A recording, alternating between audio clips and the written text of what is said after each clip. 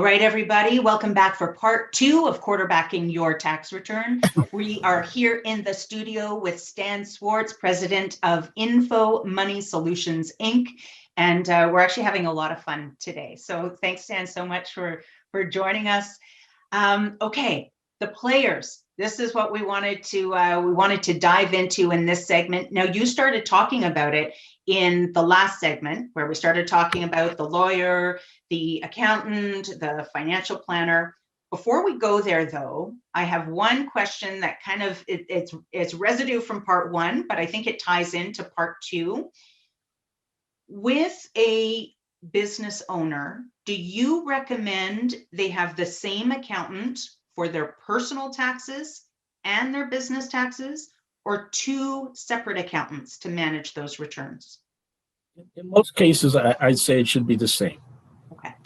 Now, depending on the needs of the business and certain planning needs or tax needs, it may be 2 different people in the same firm. Okay. Okay, good. Just wanted to clarify that. I know I get a lot of questions on that. Seems to make sense to me, right? Because they're, as you said, your soundbite, a part of the business, but apart from the business. So it makes sense to have somebody on your side that understands the game plan for both you and your business. All right. So what you're about to talk about is super important. It wasn't impressed upon me until probably about 5 years ago when I was setting up whatever business it was, number 6, number 7. And it was the first time that my accountant had asked me, well, who's your lawyer? I'm like, what's it to you? So let's talk a little bit about that, why it's important and who we need to help us organize this game going forward. So you want me to comment on that? I would love to. Yeah, I feel a soundbite coming up. Yeah, it's important for the accountant to know who the lawyer is and also what that lawyer's specialty is. Because depending on the kind of transaction that the accountant may trip across that the client needs to address, you have to know, is the lawyer a real estate specialist? Is he family law? Is he wills and estates? Like, what do they do? Because I keep running into lawyers and they'll say, well, I don't do that. You got to find somebody else. So it's a good idea to find out. And a lot of times they'll say, well, my lawyer is Mary or Joe, but I haven't spoken to him or her in the last 5 or 10 years because I haven't had anything to do. And then the question becomes, well, why haven't you had anything to do? Or when was the last time you updated your will? Have you had any real estate transactions? So it's good to find out, and even once you do find out who the lawyer is, check their website or Google them and find out what it is that they do. Sometimes you'll even find out that they're no longer in practice. So now who do you go to? Wow. Well, I know a lot of clients I work with too will have lawyers for intellectual property issues, right? But not necessarily with respect to corporate, the corporate lawyer that's understanding the structure of the company overall and the shares. And right now, one of the things that business owners traditionally forget, because nobody's around to remind them, especially nowadays if they're a corporation, their minute books have to be updated on an annual basis. Yeah. Yeah. Now, coming back to what I said in the previous session, it's important for that to be done, especially if you're going to sell the business or it has to be transitioned or whatever, because whoever the lawyer is that's acting for the successor, the purchaser, whoever it is, they're going to want to see the minute book. They're going to want to make sure that the share register is up to date, because whose shares are we buying? Were there corporate resolutions passed for the acceptance of the annual financial statements? What about dividend resolutions? Were there any major transactions that went on that have not been documented or should have been documented in the business? And that could add a lot of expense and time, and a lot of time consumption to the completion of a transaction, and end up being, and there could be tax aspects to that too. Okay. Because especially the type of dividends that may have been paid.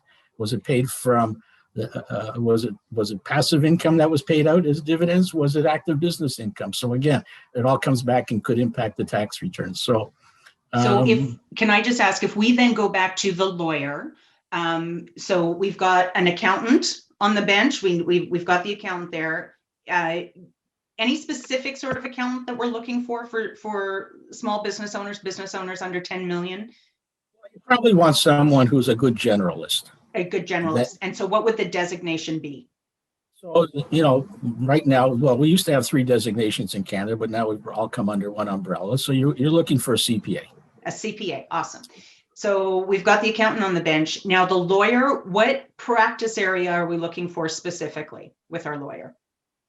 It should be corporate commercial. Corporate commercial. Even awesome.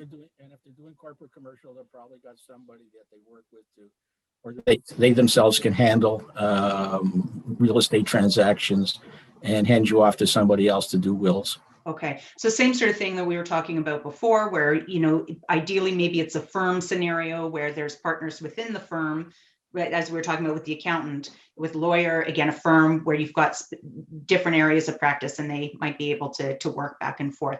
And why is it that we want the lawyer speaking to the accountant, or what is the role of the lawyer specifically?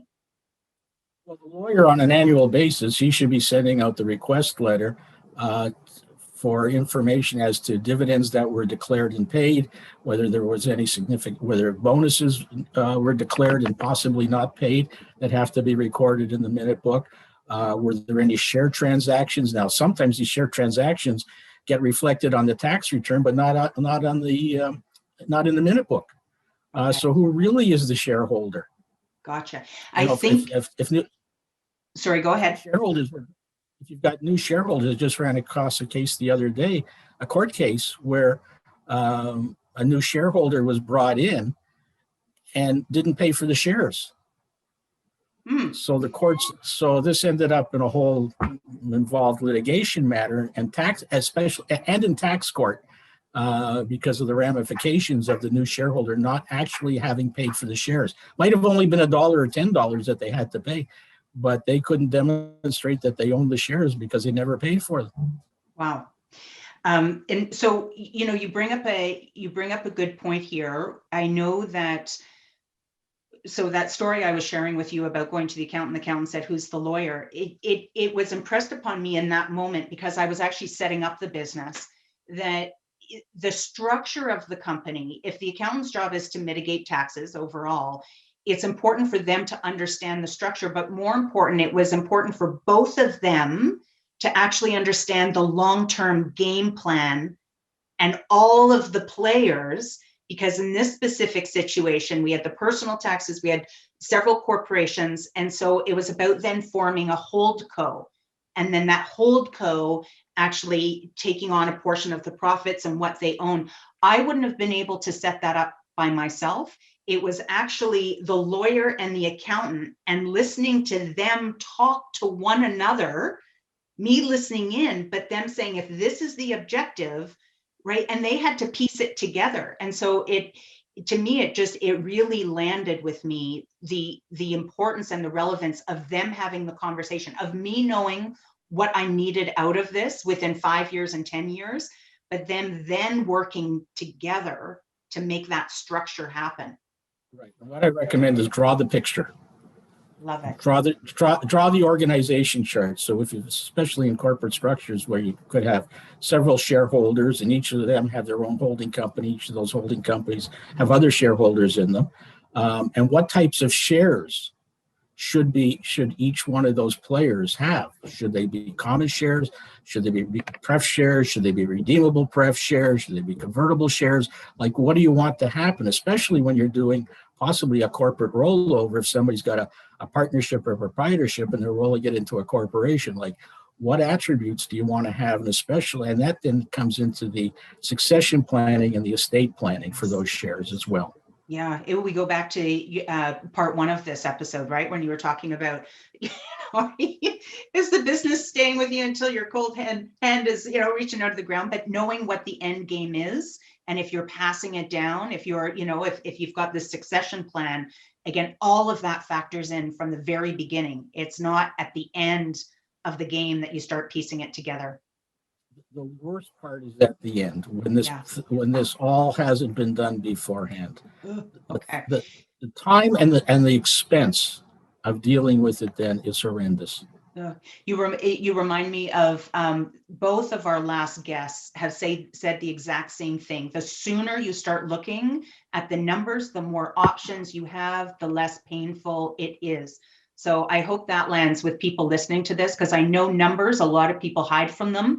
The finance, the money piece, it's, I think people would prefer to go to the dentist rather than deal with taxes. And anyways, do it now. So you don't need to do a root canal. It's just a nice little polish, right? Easy peasy.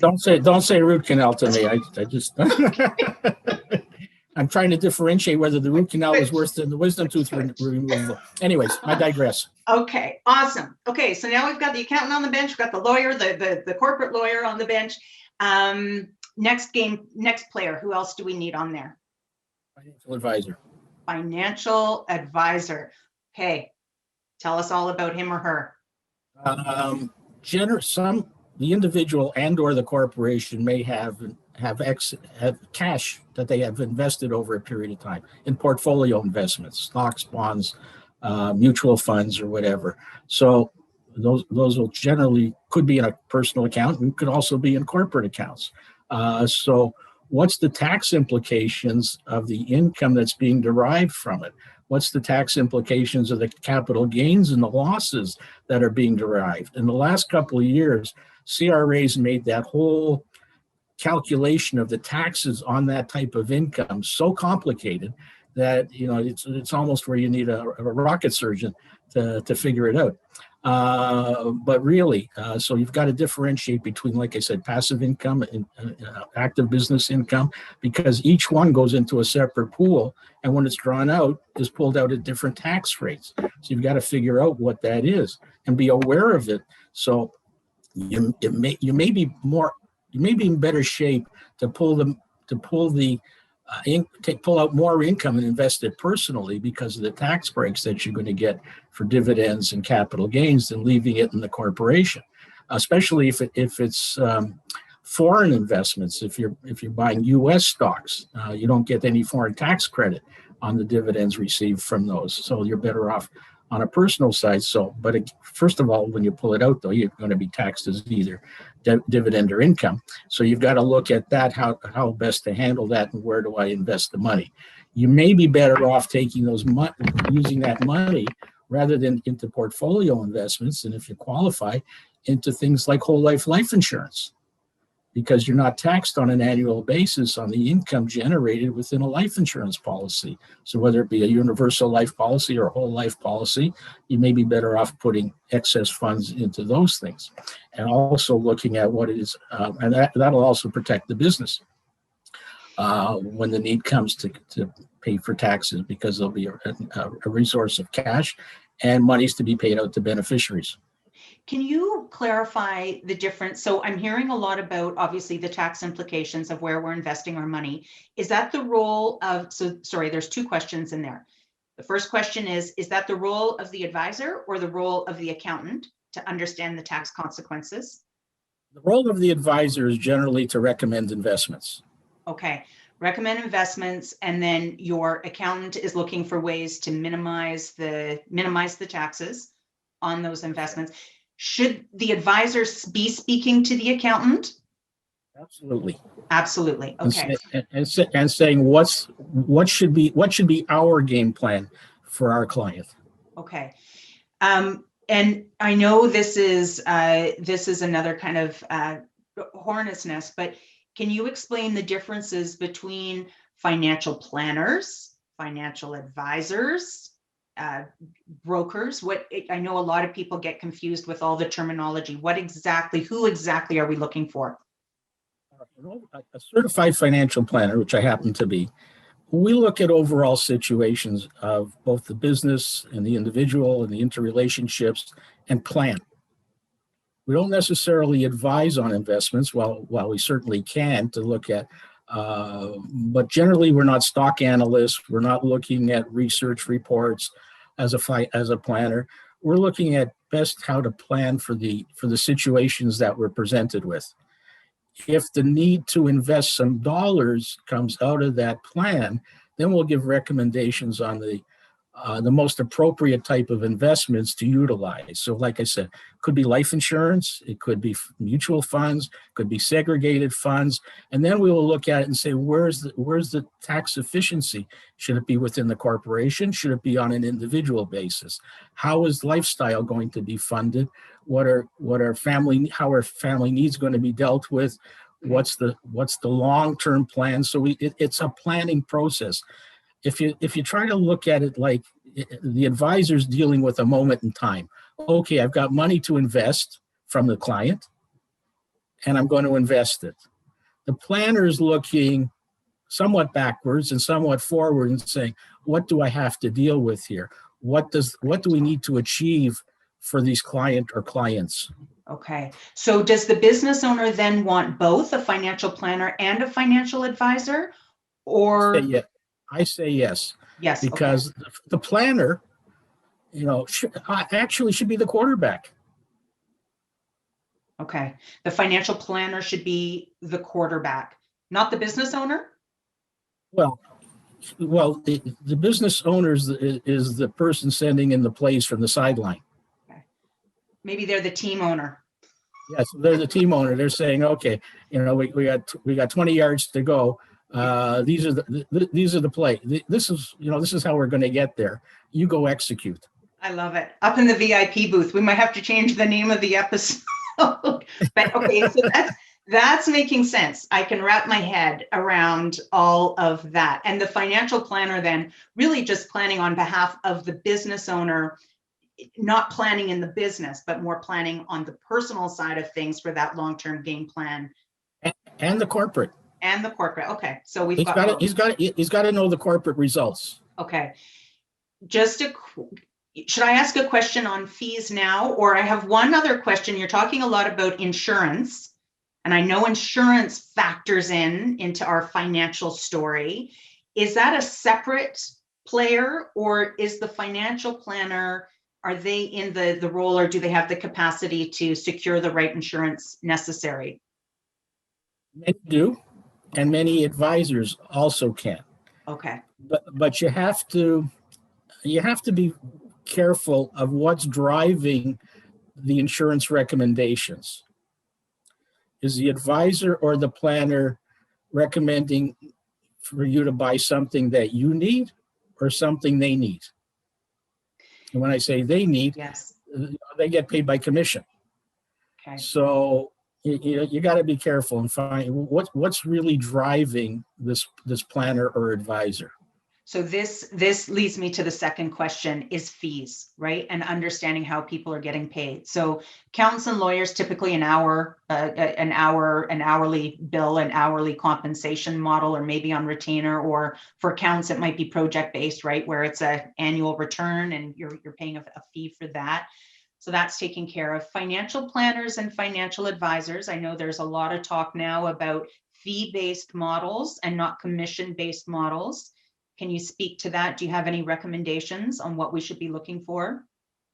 If you've got a significant size portfolio, you probably want to negotiate with your advisor to pay a fee, a flat fee for managing your portfolio. So maybe it's 1%, maybe it's 1.5% of the value of the portfolio that they charge, which is reasonable. And they give you the investment recommendations, and they look at the research and take into account what it is, whether you're a conservative investor, whether you're an aggressive investor, so they take that into account, and whether you're looking for income or growth out of the portfolio, or possibly both. So they'll take those things into account. What is the difference between income and growth? They sound like the same thing to me. No, because if you're looking for income, you may be looking at the blue chip stocks that pay 3, 4, 5% dividends. Oh, the dividends. Okay. If you're looking at income, if you're looking at growth, you say, I'm not interested in the dividends. I'm just looking for stuff that's going to grow. Gotcha. Okay. All right. But the businesses. So, that's like, it's like your own business. Do I put the money back in to grow the business, or I'm looking to take the income out rather than reinvesting it? Same thing. Gotcha. So with the financial advisor, initially what they'll do is they'll they'll take a holistic approach, and they'll look at everything you've got or everything you don't got, and come up with a and do a plan, taking into account your lifestyle needs, what it is you need for children's education, whether you plan to sell your home or buy a home, spend time out of the country one of these days. So they take all that into account. You've got a pension plan, when you're going to start collecting on that pension plan, et cetera, et cetera, et cetera. So they take that all into account, and they'll do projections, and they'll run various scenarios for you to say, well, if this happens, this is what the results are going to be. And if you go another route, then these are the results. And they'll show you the tax impact on an annual basis, and possibly at the end, if you sell your business and sell possibly the family cottage and things like that. So they'll show you what the results are going to be of each of those different scenarios. Okay. So that's what the planner will do. Now, having come out of that, what they may say is, when I look at your situation, I see there's a lot of exposure here, either because of significant debt that you may have, or because taxes that may be due if you die. So I recommend that we either look at the life insurance that you currently have, or maybe consider putting in some additional insurance that you have. Now, I've also run across cases where people are overinsured. Yes. You say, you know what, you're paying a lot for this life insurance. You really don't need it. The other thing is, what type of life insurance do you have? Is it term? Is it whole life? Maybe because of the long-term needs for it, we're possibly looking at converting some of your term insurance to whole life. Anyway, so that's right. So that's the distinction between the advisor and the planner. Beautiful. The advisor won't know all that stuff that the planner finds out. Okay. And so one question on insurance, is it possible to find if it is your planner? Sorry, I want to go back to that comment where insurance is commission based. Is all insurance commission based, or no? Can you still find the fee based planner to actually buy that insurance package? There's no life insurance that I know of, or critical illness or disability insurance. I know that's on a fee base. Okay. Now, and generally it's not legal for the insurance person to rebate the commission back to the client and charge a separate fee. Okay, interesting. All right. Okay, so takeaways from this then. I do have one more question, but I'll mention it after the takeaway. So again, just who's on the bench, who we need on the game, on the field here is we have the accountant, a CPA, we've got the lawyer that's all about corporate structure. Many might have other lawyers as well, but who we're looking at for this specific game is your corporate lawyer. We're looking for the financial planner and possibly a financial advisor. And if that planner does not have the capacity to do the insurance, then we're looking for that insurance broker as well. So potentially 5, maybe down to 3 if needed. Okay. Right. Last question on this is, most people, I think, all of these players are playing their own game. They're off doing their own thing. They're not working like a team. You recommended that the financial planner is the one that's bringing these players together to make sure that the interests of the team owner are, all in line. Are these like quarterly meetings they should be having, annual meetings? What do you suggest there? Every situation is different. So depending on what it is, how big the business is, what the family situation is, the family dynamics are that have to be dealt with. Sometimes it's quarterly, sometimes it's annually. So generally in the first year or two, it's generally more often. And then once everybody's got a handle and understands the process, it's less regular. Okay, so I know we're keeping you a while here for this segment. So I always promise about 15, 20-minute segments, but there's lots of value in this one. My last question on this is finding these people. I typically advocate for a rule of 3, where it's go interview 3 professionals in each one of these categories, ask them the same questions, and then evaluate all the responses and make a decision based on you having done the homework, not because you got a referral and so told you to work with so-and-so. Do you have any advice in that area, or do you have any suggestions on important or powerful questions that we can be asking these professionals to best assess if they're the right fit for us? Well, number one is to find the gaps in what your existing professionals have been giving you. Like, what is it that they haven't done for you? Sit down with a colleague, sit down with another business owner, somebody that you know and you trust, that you've had a relationship, and say, what do you do? Who do you get advice from? See what they say. Have you got a lawyer? Maybe they'll say, yeah, I got a lawyer, but he or she's not very good. They haven't done this and they haven't done that. They may say the same thing about their accountant or financial advisor, but then by the same token, they may say, I got a great financial advisor, but the accountant and the lawyer, not so much. So then you start to gather some intelligence as to who people that you know and respect and are successful are utilizing, and find out what is it that one thing that they've done for you that you consider special. Beautiful. I love that. And then take that as a great takeaway, and then follow up on that. You may not have to interview three. May come down and say, I get a good feeling from that person. Okay. So I think just because your video or your audio cut out there a little bit, again, just to hit that message home, is really about what is the one thing that your professional does for you that's really special. Share that with me. I think that's brilliant, actually, Stan. I love that. I've never heard of that question. I think that's a really powerful one. Okay, well, thank you for being here for part 2, and thank you, founders, for listening or watching, however you're observing this content. Just a reminder that there are plenty of tools that you can download to help you through this. For part 1, there is the game plan worksheet. For part 2 here, we actually have a list of questions that you can ask professionals. We are going to add Stan's suggestion of what is the one thing that they do that's super special for you, that really resonates. And as always, don't forget to like and share it forward, and add any comments below.